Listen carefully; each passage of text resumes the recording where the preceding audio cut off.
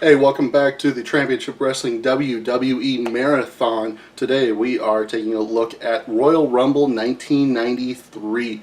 To start off with, we have Heenan and Monsoon commentating. That is a great sign. Not having Rob Bartlett involved is always a good thing. Vince McMahon was good. Randy Savage was good. But Heenan and Monsoon are the gold standard of this time. So having them at the desk, great start. We start off with two brother tag teams. We got the Steiner brothers versus the Beverly brothers. Beverly brothers, not really brothers. Mike Enos, Wayne Bloom. They were a little bit of journeyman guys in the old NWA. They were the Destruction Crew, then the Minnesota Wrecking Crew 2. And then when they got to WWE, they were packaged as brothers, and nothing ever really came out of it. They never got that tag team title run that they probably deserved. And then you got the Steiner brothers, who were a really good team. They were. I don't want to discount that, but they've really kind of been overshadowed in history by Scott Steiner's singles run. Basically because Scott Steiner never had that personality as part of the tag team. That wasn't until he blew up physically that he really started to get that kind of arrogance and everything that we know him for. That wasn't there at the time. But he and Rick were still a very solid tag team. It was a good match. You end up with Scott winning with the Frankensteiner. Okay. Then we get Marty Jannetty versus Shawn Michaels. This could have been the main event because of how built up it was. If you weren't watching at the time, just reading about what had happened doesn't give you enough to realize how big this feud was. Everybody knows about the barbershop window and the split up between the Rockers. But what's kind of lost to time is that we thought Marty Jannetty was gone. He was originally supposed to just sell that injury and then come back a few months later. But during that time, he got in some legal trouble and got released.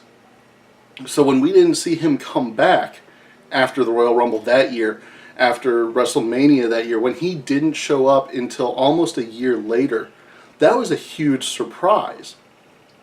So that, with him now taking on the now Intercontinental Champion, it was huge.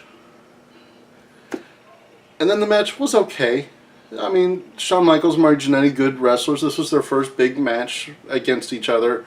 Jannetty would have a Raw match that we're going to get to down the line. But this was it. And the whole story, instead of being about the vicious hatred between these two, was then focused on whether Sensational Sherry was going to side with Marty Jannetty or Shawn Michaels, because Shawn Michaels pulled her into the way of Marty Jannetty swinging the mirror. And who was she going to blame for that? We knew she was going to be at the match, but we didn't know who she was going to help. And then in the end, she tries to help Marty Jannetty and accidentally hits him with the shoe when Michaels blocks it. And it wasn't the best booked to capitalize on the heat that was there. Then we have Big Boss Man versus Bam Bam Bigelow. Now on paper this sounds amazing because these are two of the best big men in the history of the business. Boss Man was one of the better cartoon 80s style gimmicks, prison guard, hard time, everything. He worked well as a bad guy, he worked well as a good guy, he moved really well, and he wore his weight well. Bam Bam Bigelow, even better as a big man. One of the most agile big men of all time. Up there, I mean, Rikishi's really the only one that kind of fights him for that, but even Rikishi wasn't doing that kind of stuff. Vader's in the discussion. I mean, that's the level we're talking about as far as big men. That's where Bam Bam Bigelow is, but the problem is, big men work better against smaller men. You throw two big men in a match together and it doesn't always gel very well. And it didn't really gel very well. Then you got Razor Ramon versus Bret Hart. The whole thing was set up where Razor Ramon attacked Owen, and that one attack was all they had. Nowadays he'd be attacking Stu, he'd be attacking Helen. I mean, had they've still been around nowadays. But I mean, it wouldn't have just been one attack on Owen. There would have been so many physical altercations there with Bret or with family members, and then no, that's all you needed back then was that one physical attack, and that's what they sold the feud on. And it was a good match, but it ended up with one of Bret's modified sharpshooters, where it was the idea was that he could slip it on out of anywhere, and instead it just looks ugly. It was supposed to sell how dangerous he was with the move, but it doesn't look good. But he gets it. This is before you had to tap out. You could just say, I'm done. This was before MMA got to be a big thing, and that's where the whole tap out thing started to come from. At the time, it was a lot more common to submit verbally. So that's why you don't see Razor doing the big exaggerated tap out thing there. Then they go to the debut. We've been hearing Bobby Heenan say the Narcissus. It's the debut of Narcissus. He's got this weird pronunciation of it, and that's the character's name, Narcissus. And then as soon as they're actually there to debut him, they drop calling him Narcissus as though that's his name, and they just call him the Narcissist Lex Luger, with the more conventional pronunciation, Narcissist, as opposed to Narcissus. It's subtle, especially with my Midwest accent, but there's a difference there, and it's annoying. And the whole time, Heenan is working as this hype man for a bodybuilder, and it's really weird. It's not normal for one man to hype another man's looks like that. And it's not even like a gay thing, it's just weird. Like, guys don't do that. It's so out of place and so weird, and he's still doing it because he's Heenan and there's humor in it. He's still doing it when the curtain is coming back down to hide Luger. And that part's funny, but it's well, why? And the worst part of this is he debuts this as a way to set up a feud with Mr. Perfect. He actually name drops Mr. Perfect in this, when the next night, which we'll get to tomorrow, there's going to be a loser leaves town match between Mr. Perfect and Ric Flair, which, if you're starting to think about it outside of kayfabe, well, why is he setting up an opponent for Mr. Perfect if Mr. Perfect is going to be gone? Because in Bobby Heenan's mind, Mr. Perfect's gone tomorrow when he loses to Flair. So obviously now you're seeing, oh, well, Flair loses. Which is weird that when the Royal Rumble starts next, we'll get to that in a second, Royal Rumble starts after a proclamation from Caesar and Cleopatra, because WrestleMania 9 is going to be at Caesar's Palace. So they're not even promoting WrestleMania 9 so much as they're promoting Caesar's Palace. This is essentially a casino advertisement with a little bit of promotion for WrestleMania 9 at the tail end, because that's what WWE was in the early 90s. This is the same WWE that just a couple years earlier had a casino owner host their 2 WrestleManias in a row. So, yeah. Thankfully, they outgrew that. But we get to the Royal Rumble, and it starts off with Bob Backlund and Ric Flair. And these are 2 legitimate legends, but they only fight each other for a little bit.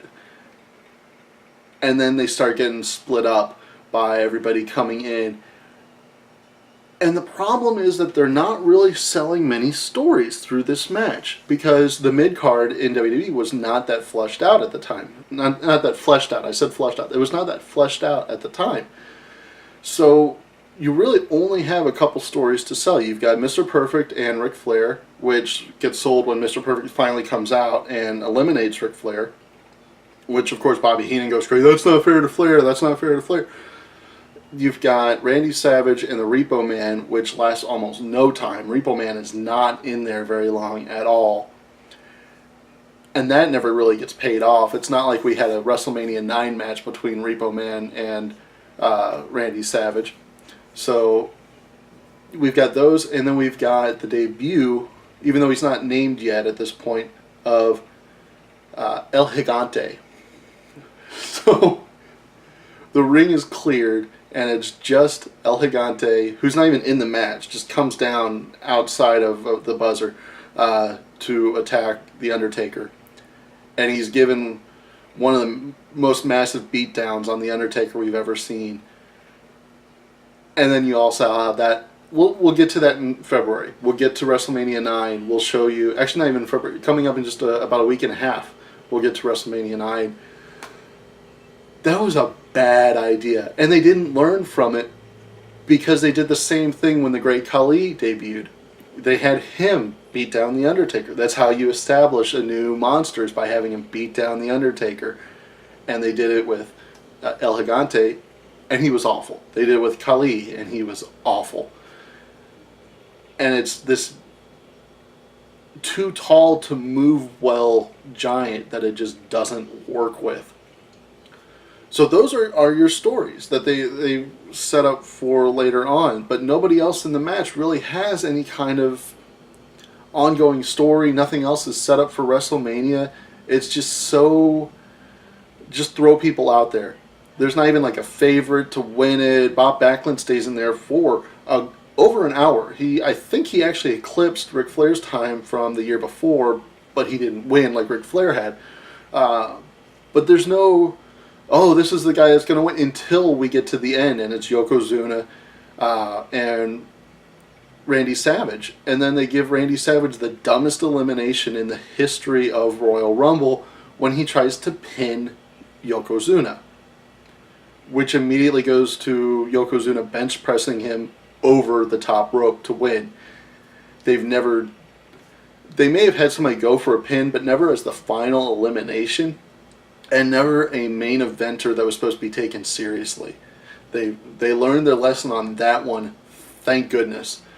But it wasn't that good a show. You've got a decent tag match to start the show. You've got a decent Intercontinental Championship match that's kind of ruined by them not having the focus where it needs to be. You got a big man match that's okay. You've got a title match that's okay. And then you've got, well, it's not a great Royal Rumble.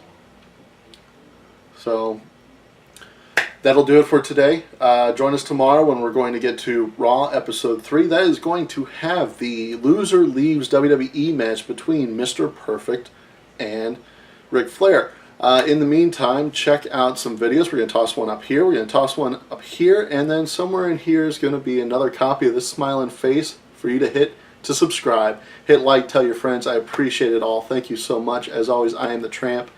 Cheers.